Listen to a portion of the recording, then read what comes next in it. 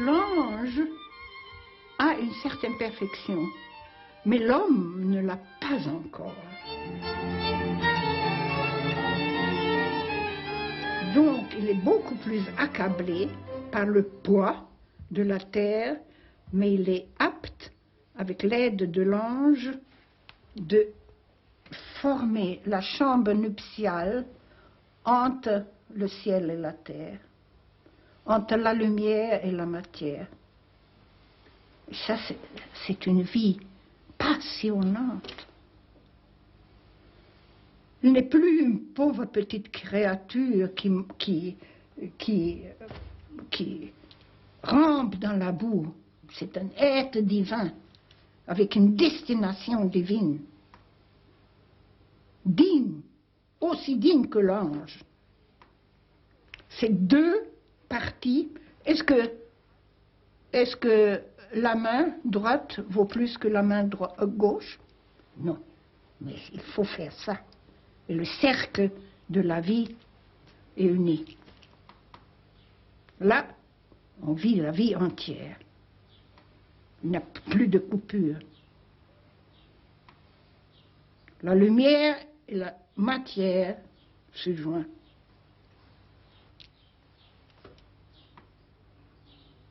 Provoquez-moi, provoquez-moi. Je ne suis pas l'auteur des dialogues avec l'ange, dit Gita Malache. Je n'en suis que le scribe.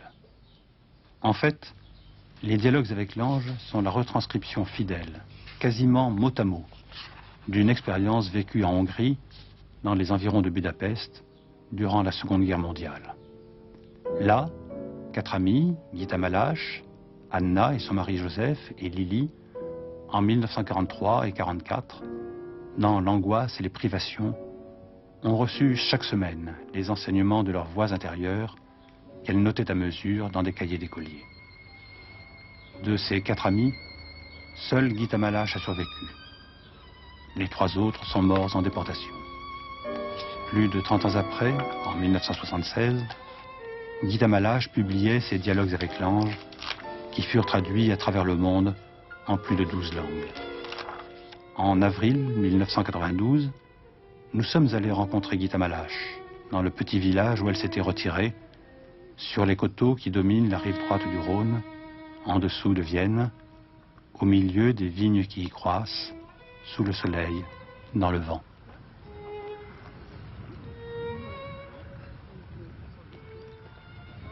Je suis une fille des Alpes. Mon père était hongrois, ma mère était autrichienne, mais j'ai vécu en Autriche chez mon grand-père jusqu'à l'âge de 15 ans. Et à l'âge de 15 ans, je suis allée la première fois en Hongrie et j'ai appris le hongrois. Mais jusqu'à là, je ne le parlais pas. Là, je me suis inscrite tout de suite à l'école des beaux-arts, des arts décoratifs. Et là, je commençais tout de suite à nager et à devenir un champion, une championne. Et j'en étais très fière. En fait, Gita Malache devient championne de crawl de Hongrie au milieu des années 20. Une championne réputée, adulée par la foule et favorisée par le régime. Elle mène pourtant de front des études de décoratrice qui lui permettront d'exercer plus tard un métier qu'elle n'abandonne jamais plus. Décors et costumes pour le ballet national hongrois, conception d'expositions, pochettes de disques ou papiers décorés, même un livre pour enfants, elle continue son activité en France, où elle s'est réfugiée au début des années 60. C'est durant ses études aux arts décoratifs qu'elle rencontre son amie Anna, une jeune juive de Budapest, qui dessine alors la caricature de Gita.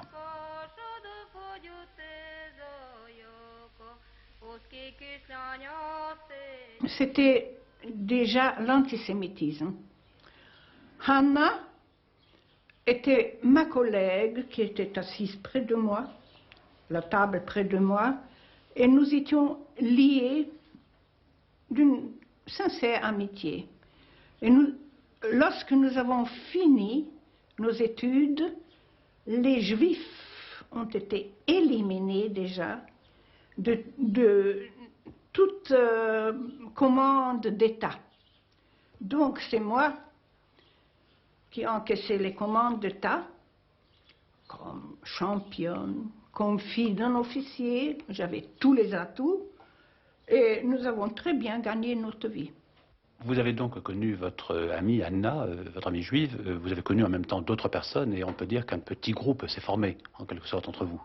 Oui, c'était après les études que Hannah est allée à Munich pour continuer ses études de graphisme. Moi, je suis allée à Vienne, et quand je suis revenue en Autriche, et quand je suis revenue il y a un an après, elle était déjà mariée avec Joseph, qui était designer. Donc, il nous a complété formidablement dans notre métier de décoratrice. Parce que nous avons fait, par exemple, des installations touristiques dans le vieux style hongrois de restauration à la Pusta, où il y avait une vieille auberge restaurée dans le vieux style de siècles, avec des peintures naïves, qui racontaient toute l'histoire de l'auberge. Et Lily, j'ai fait sa connaissance seulement au moment où j'étais championne de natation. Parce qu'on m'a parlé d'elle, de ses cours, et elle m'intéressait tout de suite. Je suis allée la voir, qu'est-ce qu'elle fait, relaxation, etc. Et nous nous sommes liés d'amitié, immédiatement. Ensuite, alors, arrive la Seconde Guerre mondiale. Oui. Là, les choses, quand même, ont commencé à changer. Ah oui. On savait, chaque gosse à Budapest savait que tout est mensonge. Chaque gosse qui savait lire, il lisait déjà justement l'envers de ce qui est écrit. Parce que tout le monde savait que tout est faux. Si Hitler dit qu'il va laisser la neutralité à la Hongrie, tout le monde savait que le lendemain, il va occuper la Hongrie. Ça, tout le monde le savait. Nous vivions vraiment, nous le vivons maintenant aussi, mais là, c'était hurlant, le mensonge, parce qu'on ne parlait pas, déjà, il y avait les camps de concentration, il y avait les chambres à gaz, il y avait tout ça, mais on le couvrait gentiment. Mais le régime lui-même, au départ, était de toute façon déjà favorable, du moins à Hitler et au nazisme. Mais bien sûr, tout le monde avait peur. Et tout le monde s'inclinait devant Sa Majesté Hitler et le Troisième Reich. Et vous et votre amie Anna, alors, comment est-ce que vous viviez la situation? Il y avait déjà des bombardements. Et tout le monde essayait de trouver une place hors de Budapest où il peut se retirer. Donc, nous avons loué dans un petit village de Budapest, proche de Budapest, Budaliget, une maison primitive comme tout. Je peux vous donner un dessin. Et nous nous sommes installés là. C'était un quart d'heure de Budapest, du terminus. Et nous nous sommes installés là, parce que là, il n'y avait pas de bombardement à craindre. Et nous avons travaillé là, notre métier, tranquillement. Mais là, déjà, nos questions, chaque soir, devenaient de plus en plus pressées. Mais la vérité, où est-elle? Où est-elle? Notre vérité. Pas la vérité philosophique, notre vérité. Et un jour, un soir, nous nous sommes donné la tâche d'écrire chacun la note de ses problèmes.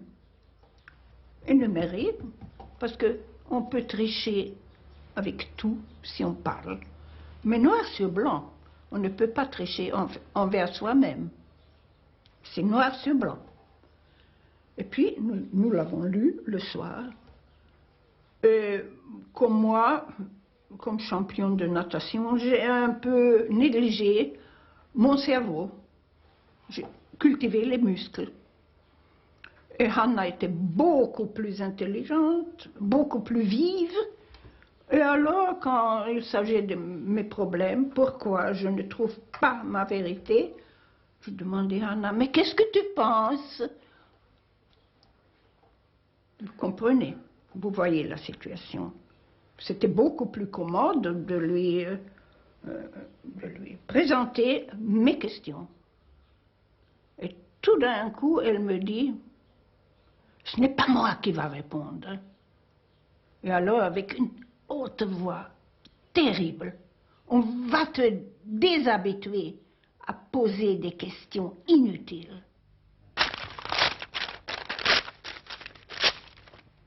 On va te faire perdre l'habitude de poser des questions inutiles. Attention, bientôt des comptes te seront demandés. Il faut que tu changes radicalement. Sois indépendante. Tu es trop et trop peu. Je ne comprends pas. Peu d'indépendance. Trop de matière. Dans un sol dur, on ne sème pas la graine. Tu seras labouré par une recherche sans répit. Ah, c'était formidable. En Suisse, très psychologique. Ça grouille avec des psychiatres. Un psychiatre, j'ai tenu une conférence et tout de suite un psychiatre attaqué clairement. Oh, est-ce que toute cette histoire avec dialogue avec l'ange, ce n'est pas mieux pour un hôpital psychiatrique? J'ai dit, si on entend la voix de l'ange avec son oreille extérieure, c'est une sorte de paranoïa. Ah, on ne peut pas aller le plus vite que possible dans un hôpital psychiatrique. Mais si on entend la petite voix du cœur, c'est plutôt un signe de notre santé psychologique. Il ne disait rien, mais après la conférence, il a acheté tous les livres. La première fois donc où vous avez assisté à cette transformation d'Anna, en quelque sorte, avec la voix qui changeait, l'ange qui vous parlait, Oui. vous êtes pas demandé ce qui était en train de se passer? Parce que ça Non, me semblait quand même bizarre. Non, c'était tout naturel. C'était le plus naturel que possible. Même pour Hanna, ce n'était pas... Mais est-ce que Mozart, on se dit, Mozart, petit Mozart, tu fais des compositions, est-ce que c'est miraculeux? Non, c'est normal. Au moment où Hanna avait une capacité de concentration très éveillée, jamais en transe, oh non, très éveillée, très vivante. Je pourrais dire peut-être super éveillée, mais c'est un état très conscient que tout le monde pourrait avoir. Mais la plupart de nous, nous sommes un peu endormis. Et c'est un état de créativité. Tout le monde qui crée est dans cet état-là. Très centré. Pourquoi m'est-il si difficile d'aimer vraiment ma famille? La famille, c'est la chair. Quand tu te seras débarrassé du superflu, alors tu pourras aimer. En suis-je encore loin? Le loin est proche. Le proche est loin. Pourrais-je connaître ton nom? Le nom est matière. Cherche ce qu'il y a derrière. Je suis dans l'obscurité. Que dois-je faire? Marche sur ton propre chemin. Tout le reste est égarement. Je me suis dit, oh, ce sera formidable si je pourrais toujours entendre sa voix. Parce que là, je ne tomberai jamais psychologiquement sur mon nez. Mais quelque chose clochait, j'avais un peu peur de poser cette question. Et je dis, comment est-ce que je pourrais toujours entendre ta voix?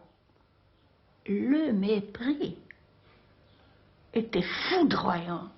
Alors, tu ne seras qu'une marionnette.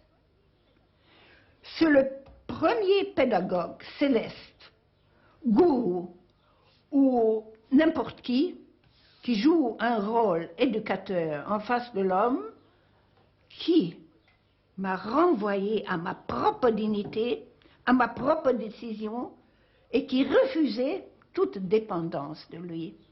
Il m'enseignait que l'ange est aussi noble que l'homme.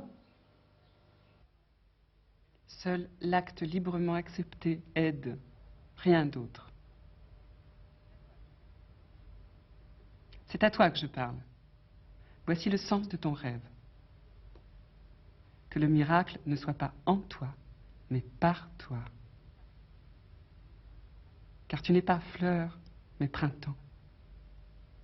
Le miracle apparaît dans la fleur, mais qui peut saisir le printemps? Si tu es miracle, tu es fleur, une parmi les autres.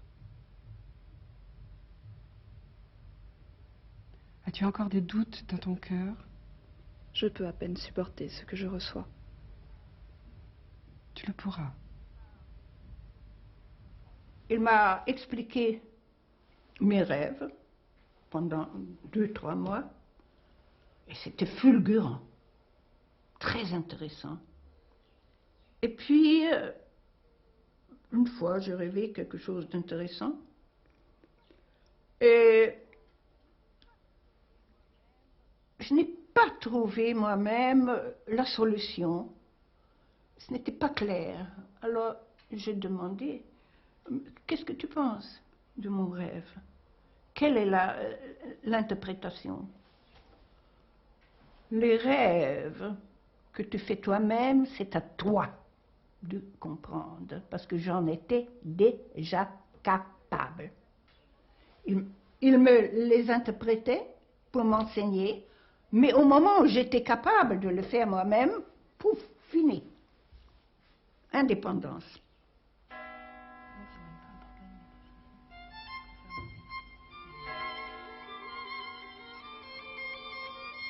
Du 25 juin 1943 au 24 novembre 1944 ont alors lieu, tous les vendredis, à partir de 15 h, 88 dialogues en tout, qui ont lieu d'abord avec Gita, puis s'étendent à Joseph et Lily. L'ange s'exprime toujours par la voix de Anna, qui est aussi celle qui, souvent, explique aux autres le sens de ce qui lui a été délivré. Dans le même temps, Gita a monté un atelier où elle fait travailler plusieurs dizaines de juifs qu'elle tente de camoufler ainsi afin de leur éviter la déportation. Il y a combien de cahiers? Oh, une douzaine. Une douzaine. Je les garde dans une petite caisse. Sur la couverture. Là, Ça, vous avez un rond. D'autres, il y a un triangle. Ça, c'est Lily. Ça, c'est moi, dont le signe est le soleil. C'est mon deuxième cahier. On est comme des gosses. Ça, c'est le deuxième cahier de Lily. Le troisième cahier de Lily. C'est mon quatrième cahier. Voilà. Parce que le rond et le jaune, c'est le signe du soleil.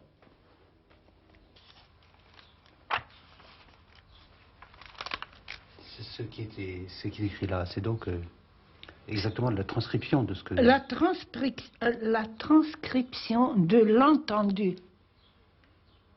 Et c'était une fois Lily qui marquait mon entretien, et puis l'autre fois, c'est moi qui marquais l'entretien de Lily.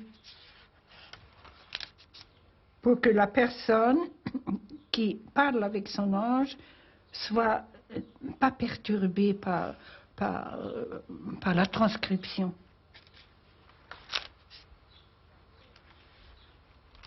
Et après, nous avons purifié un peu la forme. Souligné avec du bleu ce que l'ange a dit, souligné avec le rouge ce que la personne a dit. Mais ce sont les cahiers d'il y a 50 ans qui sont la base de tous les livres, une vingtaine de livres.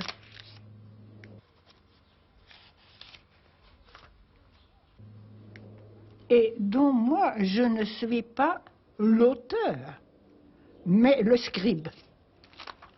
Quand on le voit comme ça, le manuscrit a une allure de poème. Et lorsqu'on lit, d'ailleurs, la parole de l'ange est extrêmement poétique. Oh là là, c'est un rythme fantastique. C'est très rythmé, très musical. Ce qui est voix pour vous est poids pour moi. Le poids qui pèse sur la terre, c'est la voix. La délivrance élève le poids et il n'y aura plus de poids. Tant que nous ne sommes pas unis, nous ne pouvons pas élever. Toute ivresse est avant-goût du sans-poids. C'est pour cela que l'homme la recherche, mais sur le mauvais chemin. Soyez ivres de Dieu. C'est cela le symbole du vin, c'est son sang. Vertu, bonté, bonnes intentions ne sont que peau ébréchée, peau vide, sans la boisson. Avec une soif inextinguible, soyez assoiffés de l'ivresse, qui seule peut délivrer. Si on suit ce que vous dites là, Oui. À la limite, ça voudrait dire que vous avez besoin de ce que vous appelez l'ange pour exister, mais que l'ange a besoin de vous. Mais pardi, l'ange ne peut rien faire. L'ange nous a dit que seul l'homme dans la création a reçu la parole. L'ange ne peut pas parler, l'animal ne peut pas parler, mais à travers l'homme qui a la parole, l'ange peut se lier à la matière. L'homme est le porte-parole de la création, mais l'ange a autant besoin de moi que moi j'ai besoin de lui. Et lui, il me cherche avec une nostalgie fantastique, et moi, je le cherche avec une nostalgie fantastique. Parce que en nous, en chacun de nous, cette nostalgie d'une unité existe. Et tout chef-d'œuvre naît de cette unité. Les dialogues avec l'ange ont duré 17 mois. Pourtant, alors que les troupes soviétiques s'approchent de la Hongrie, le 2 décembre 1944, une compagnie de nazis hongrois fait irruption dans l'atelier de Gita Malache. Celle-ci parvient à faire évader une grande partie des Juifs qu'elle y cachait. Seuls sont raflés les vieux et les malades qui n'ont pas pu s'enfuir, ainsi que certains qui ont décidé de rester quoi qu'il arrive.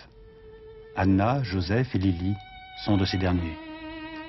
Joseph mourra dans un camp de concentration hongrois, Anna et Lily à Ravensbrück.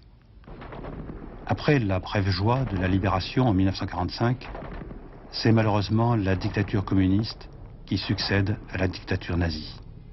Afin de survivre, Gita Malache reprend son métier de décoratrice et travaille entre autres pour le Ballet national hongrois, avec qui elle fait des tournées dans le monde entier, en particulier dans la Chine populaire. Le régime, cependant, persécute sa famille, dont une grande partie va être déportée en camp à la frontière avec l'URSS.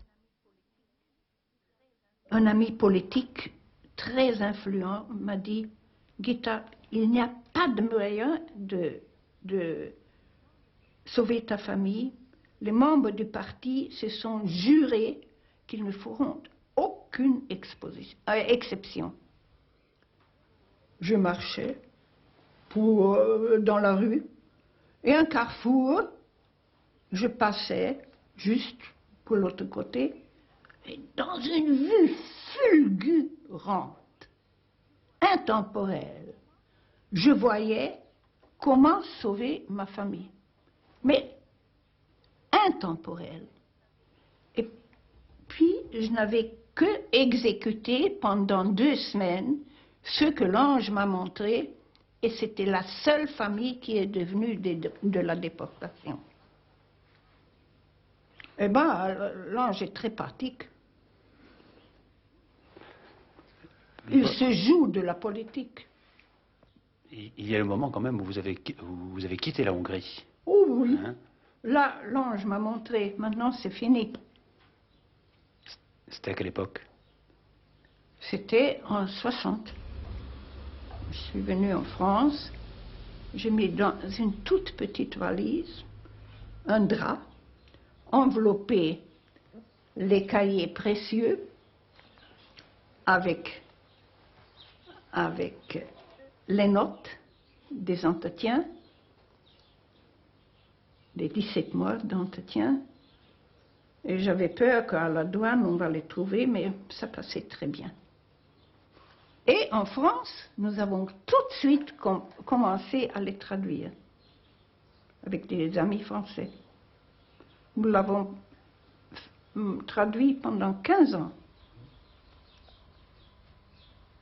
Mais justement, vous aviez l'impression, quand vous avez écrit ces carnets, Oui. vous les avez retranscrits, vous aviez l'impression qu'il y avait vraiment une nécessité à faire connaître ce qui avait été dit. Oui, oui, oui, ça je le savais.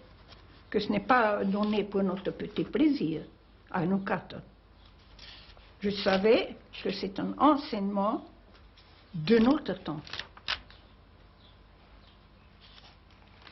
Et d'une certaine manière, vous avez l'impression qu'une fois en France, c'était cela votre mission, de faire connaître. Oui, oui.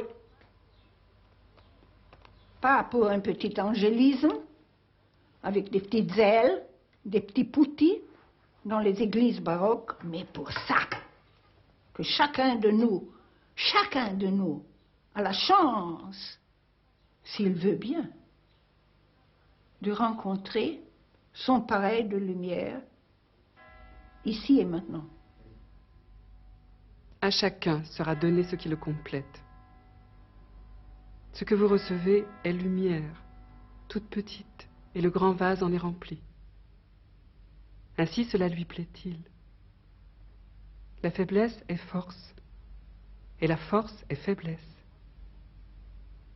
Que le roc est dur. La flamme est versée cependant dans le vase le plus fragile. C'est le Fils de l'homme qui reçoit la tâche. Réjouissez-vous, vous êtes des hommes. Vous deviendrez l'homme. L'ange, selon moi, est ma moitié vivifiante. Et moi, je suis sa moitié vivifiée. Ou, si vous voulez une autre définition, il est ma préfiguration dans l'invisible. Et moi, je suis la figuration dans le visible. Il est mon pareil intemporel. Et moi, je suis son pareil limité par le temps. Il est mon complément intuitif dans l'esprit. Et moi, je suis son complément exécutif dans la matière. Mais nous sommes un. Il est mon corps de lumière. Et moi, je suis son corps de matière. Mais nous sommes un. Donc, à la place de la lumière, sans corps, à la place du corps sans lumière, sera l'homme, les deux amants unis. Si elles étaient unies, une seule personne, si vous voulez, une seule lumière qui a un corps. et pas coupé. La lumière s'habille de matière. Le ciel descend, sagesse. La matière sagesse en est le fruit. La création porte du fruit. Lumière tangible, matière, lumière. Soyez dans l'allégresse. C'est cela que je voulais un peu préciser justement sur ce qu'est un ange, en fin de compte, ou ce que vous appelez un ange. Votre complément individuel de lumière, votre moitié. C'est, je dirais, la partie de nous-mêmes que nous ne connaissons pas encore. Oui. Très intelligent. Mais Très bonne définition. comment lorsqu'on n'est pas Gita Malache ou l'une de ses amies, Quoi? lorsqu'on n'est pas Gita Malache, comment on découvre? Parce que, je dirais, vous Par avez vécu... votre soif. Par votre soif. Au moment où vous avez tellement soif, que vous êtes tellement non satisfait de votre vie d'aujourd'hui, une autre perspective s'ouvre. Mais si on est très satisfait, ah, je suis très bien, j'ai fait une petite promenade sur les Champs-Élysées, et puis je vais au cinéma. Mais au moment où on dit, je ne peux plus supporter cette vie, alors on change une autre vie, une autre intensité de vie. C'est cela que je voulais dire. Oui. C'est que nous sommes dans un monde, il est peut-être très beau, mais au départ, il faut qu'on soit, je dirais, presque dans l'angoisse ou dans le refus de ce monde, Mais oui. tel qu'il est organisé. Mais la révolte intérieure est un tremplin pour un plus. Mais ces anges, tout au long de vos dialogues, souvent vous les appelez en même temps les maîtres. Oui, Les maîtres de quoi, au juste? de nous les humains. Ils nous enseignaient. Dès maintenant, il ne faut plus se défendre, mais attaquer, s'attaquer aux ténèbres. Il n'y aura même pas assez de matière si tu brûles. Encore moins en restera-t-il pour pourrir. Je t'enseigne. Ce que tu crois être ta faute peut devenir ta vertu si tu la reconnais. Écoute, tu ne vois pas l'homme. Ce n'est pas une faute, car tes yeux ne sont pas faits pour voir. Si tes yeux rayonnent, tout sera bien. Ne participe pas aux ténèbres, mais rayonne la lumière, partout et toujours. Alors les ténèbres s'enfuiront. Mais cet enseignement, je dirais, c'est quelque chose qui venait d'ailleurs, ou c'est quelque chose qui était fait pour vous dire ce que vous aviez en vous? Il y a, je l'appelle comme ça, un peu irrespectueusement, le scénario du ciel, qui se manifeste sur Terre à travers nous. Et c'est un plan pédagogique extraordinaire de ce que l'homme d'aujourd'hui peut supporter aujourd'hui. En force de lumière. Oui, mais cette lumière, c'est un mot dont vous savez beaucoup. Mais C'est comme intérieurement on la sentait. Ce n'est pas un grand théâtre. On applaudit. Oh, voilà, de formidables lumières.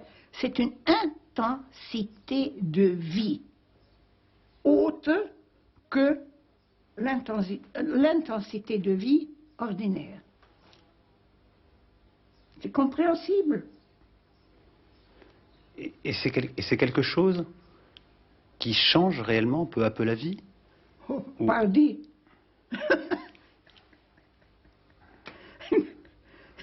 Vous croyez que je serais un monument historique à l'âge de 85 ans si je n'avais pas cette nourriture?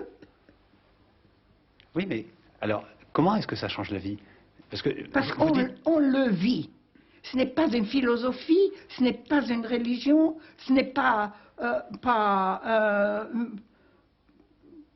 un enseignement de groupe, c'est un enseignement de vie individuelle.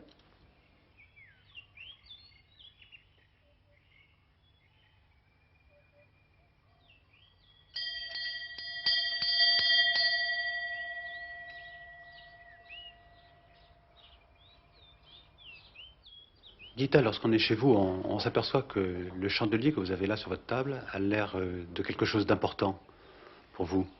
Mais naturellement, parce que c'est le symbole en forme de ce que les anges nous ont enseigné, qu'il y a un monde, le monde créé, la plante, la pierre, l'animal, la plante, lui, le divin, le séraphin, l'ange, et au milieu, qui est plus grand que tout, c'est le lien, l'homme. Vous parlez, sur la partie qui est à votre droite, vous parlez de la pierre, le végétal, la plante et l'animal. Ça, on voit très bien de quoi vous voulez parler. Oui. Et puis de l'autre côté, vous parlez l'ange. L'ange, on L'ange, comprend après. le Mais séraphin après, et le... voilà, le séraphin et lui. Et Qu'est-ce lui. que c'est, le séraphin et lui? Le séraphin, c'est un archange, un ange beaucoup plus concentré, beaucoup plus lumineux que l'ange, parce que l'ange dit, nous recevons la lumière 2 fois tamisée, pour la tamiser de nouveau vers l'homme. Donc, c'est une intensité de vie maximale, déjà un peu tamisée, déjà plus tamisée, et dans cette forme est supportable à l'homme. Et le maximum de l'intensité du monde créé a aussi sa place dans l'homme. Il y a toujours la jonction de la lumière et de la matière. C'est le mot-clé. Et le horizontal et le vertical. Comment parvenir à une connaissance plus juste de l'homme?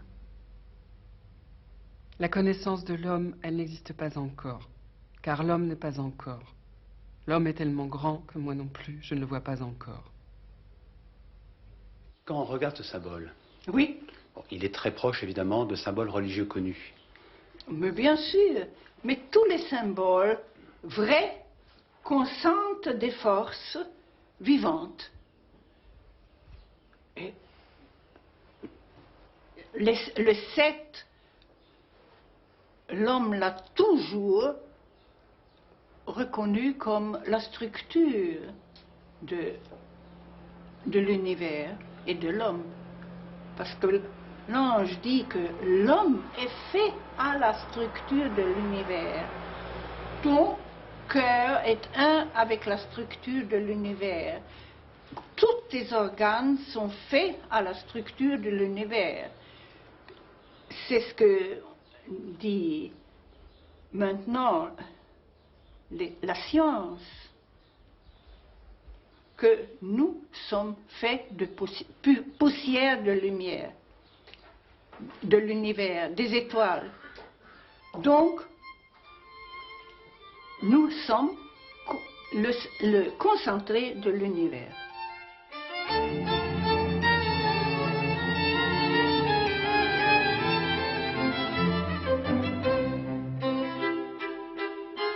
On a l'impression que dans ce que disait l'ange, Oui. il y a quelque chose qui souvent rappelle tout ce que disent les grandes religions, et puis il y a des moments où il y a des choses totalement nouvelles. Oui, Et- les religions, l'essentiel des religions ne sont pas oubliées, mais surpassées. Oui, mais alors, Les religions sont un tremplin pour une nouvelle évolution. mais donc d'une certaine manière, vous avez l'impression que les religions que nous connaissons, Oui, et la vôtre d'origine, je pense c'est le christianisme, sont des religions, disons, dépassées. au moment où c'est une forme, toute forme se raidit. Mais au moment où c'est une religion contient encore l'essentiel de vie, elle est vivante et vivifiante. Mais si c'est seulement une forme, ça ne vaut rien. Oui, mais dans l'expérience que vous avez vécue avec vos amis, Oui, on a l'impression que ce que vous dit l'ange oui, est au-delà, je dirais, de toute église. oui, oui, oui, oui, oui, oui. C'est au-delà de toute forme. Parce que l'Église est déjà une forme. Il annonce une nouvelle forme de vie, une nouvelle consistance de vie, qui est votre corps, matière, lumière. C'est ici, tout tourne ici. Le corps, matière, lumière. Et naturellement que c'est une autre vie. Oui, mais alors, par rapport à notre tradition, Oui. notre religion, on est habitué à voir notre corps comme le péché, la marque de la chute et du péché. Je ne veux pas me mêler de la religion et des dogmes catholiques. Ils sont très bons pour celui qui y trouve sa réponse. Moi, je n'y trouve pas ma réponse. C'est pourquoi une autre réponse m'est donnée. Mais, une fois, un exégète m'a passé, je crois que c'était en Suisse, à Zurich, une question. Quelle est la différence entre dialogue avec l'ange et les prédications de Jésus sur les béatitudes? Ce n'était pas moi qui ai répondu. Mais la réponse m'est venue 2000 ans.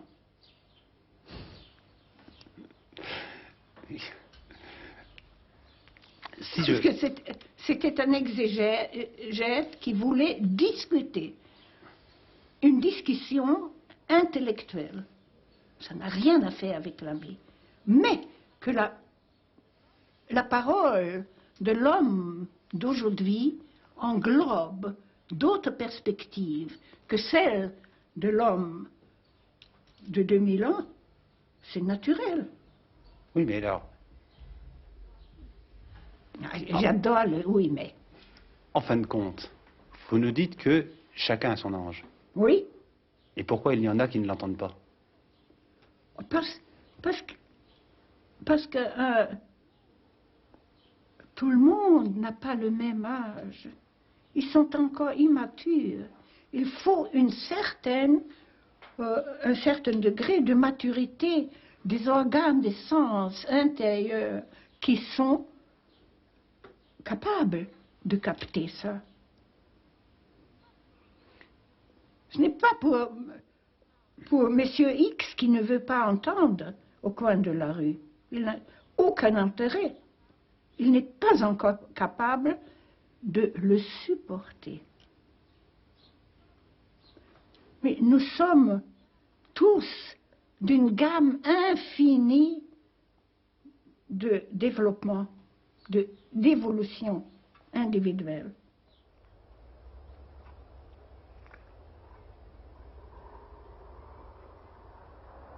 On a l'impression que pour vous, la nature est presque un être vivant. C'est moi-même. Si je peux dire, c'est moi-même. Beaucoup plus, je sens une relation beaucoup plus forte avec la nature qu'avec les hommes. C'est comme mon corps. C'est ça, vous avez l'impression vraiment qu'il y a une sorte d'intimité avec la... Oui. C'est très curieux. C'est très curieux. Mais je souffre avec la terre. Ce n'est pas seulement un avantage. Je souffre surtout maintenant. Mon Dieu. Je souffre dans mon corps, instinctivement. Ce n'est pas dans la tête. Et vous sentez que l'homme a des devoirs vis-à-vis de cette terre qui le porte? Oui. Oh là là. Oh là là. Il est responsable. Autrement, il va périr s'il ne prend pas soin de la terre. C'est notre base. Et vous avez l'impression, enfin, si je vous suis bien, qu'il y aurait une sorte de communion générale, si on peut dire, entre les... Oui. les gens vont s'éveiller à leur responsabilité envers la terre, comme au même endroit qu'ils s'éveillent à la responsabilité vers l'ange, vers la lumière. C'est toujours vers le haut et vers le bas, en même temps. C'est un même mouvement. Et l'homme est au milieu. Mais alors, justement, de mener cette vie comme ça, Oui, dans laquelle vous allez, d'une certaine manière, d'effort en effort et en même temps de progrès en progrès, oui. c'est quelque chose qui vous rend joyeux. Mais bien sûr. Mais c'est formidable. C'est une aventure. Je ne comprends pas pourquoi les gens sont tellement malheureux. Ils se plaisent dans leur malheur. Chaque malheur nous montre où nous pourrions sortir de notre malheur. Donc, si on le regarde, le malheur, ça devient une bénédiction. C'est toujours activant. Et les gens disent, oh, nous, c'est terrible, c'est la société qui est responsable, c'est les parents qui sont responsables. Tout le monde est responsable sauf soi-même. Justement, d'avoir retrouvé votre vocation, Oui, de devenir responsable de vous-même, puisque Oui. l'ange vous le dit, de devenir responsable, oui, ça vous donne comme ça une espèce de gaieté dans la vie. mais naturellement, naturellement. Et encore, l'ange nous enseigne de aimer la terre, de aimer les produits de la terre, de vivre une vie joyeuse. L'ange dit, la joie est l'air du monde nouveau. Donc les pleurnicheries, comme un torchon mouillé. Ah, moi, je suis rien, moi, je ne réussis pas. Ça, l'ange est agacé. Là où l'homme ne peut pas se réjouir, là est la pomme. La pomme qu'il a mangée au lieu de la donner. Jette-la. Même le pire vaurien que tu abrites sous ton manteau peut t'apprendre à se réjouir. Voici ce qu'est la joie. Le mouvement est lancé, se diffuse en joie, puis revient à son point de départ, comme la respiration. Dans le cœur sont le commencement, la fin et la joie. La joie est l'air du monde nouveau. Mais en même temps, vous avez l'air de dire que la mort n'est pas une fin. Mais pas du tout. C'est une transition. Une transition vers quoi? Quoi? Mais vers la vie. L'ange dit, la vie est une et indivisible. Il n'y a pas 1000 petites vies comme c'est très à la mode d'acheter la vie en réincarnation, c'est très romantique, c'est très bien. Mais la vie est un et indivisible, est une et indivisible. On ne peut pas la couper en petits morceaux. C'est une, mais seulement nos yeux aveugles ne voient pas au-delà de la mort. Et je suis sûre qu'au moment où je meurs, je me reposerai un peu et puis j'accepterai librement une nouvelle tâche, avec un corps, un outil plus approprié pour cette tâche. Mais vous avez conscience que d'une manière ou d'une autre, ce que vous dites, ce sont quand même des affirmations religieuses. Si vous voulez, en tout cas, classer tout, c'est vivant. Religieuse. À vivre. Non mais si je vous pose la question, Oui. c'est parce que, étant donné ce que vous dites, est-ce que vous n'avez pas peur qu'à certains moments, ceux qui vous écoutent vous prennent pour un maître ou même pour un gourou? Mais on ne peut pas me prendre pour gourou parce que je n'ai pas de disciples. Et je ne propose aucune religion, je ne propose aucune philosophie, je n'ai pas d'enseignement de groupe. Combien de fois est-ce que je dois le répéter? Et je n'ai pas un seul disciple. Vous n'avez pas peur que finalement on projette sur vous les attentes que l'on peut avoir? Je me défends contre la projection autant que je puisse. Parce que je proclame toujours que ce n'est pas moi. J'ai noté toutes ces indications. Je ne suis rien d'autre qu'un simple scribe qui a mis longtemps à le comprendre.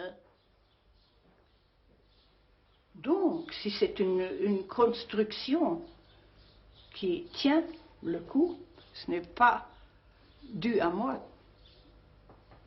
Oui, mais d'une certaine façon, est-ce que... Je suis un transmetteur. Aussi fidèlement que je puisse le faire. Moi, je vis cette construction. Moi, je suis convaincue. Mais c'est ma vérité. Je ne l'impose à personne. Mais même si vous n'imposez à personne, oui. En vous entendant, est-ce que d'une certaine façon, vous n'ouvrez pas la voie de ce qu'on appellerait l'ésotérisme, à certains? Ésotérisme ou non ésotérisme, tout a une construction. Tout a une construction. Chaque atome a une construction. Donc, si on sent la construction, on ne se perd pas. C'est une orientation. Ésotérisme, je m'en fous. Je proclame, ça je proclame. Je ne suis pas un nouveau spécimen ailé dans le jardin zoologique de l'ésotérisme. Je suis un homme tout à fait normal et pratique. Surtout très pratique. Cet entretien est le dernier qu'ait donné Gita Malache. Sa santé vacillait depuis déjà plusieurs mois. 6 semaines après cette rencontre, le 25 mai 1992, elle s'éteignait à ce monde. Elle avait écrit avant sa mort le texte du faire-part qu'elle voulait qu'on envoyât. Ce fut ce texte même que reçurent tous ses amis en apprenant sa disparition.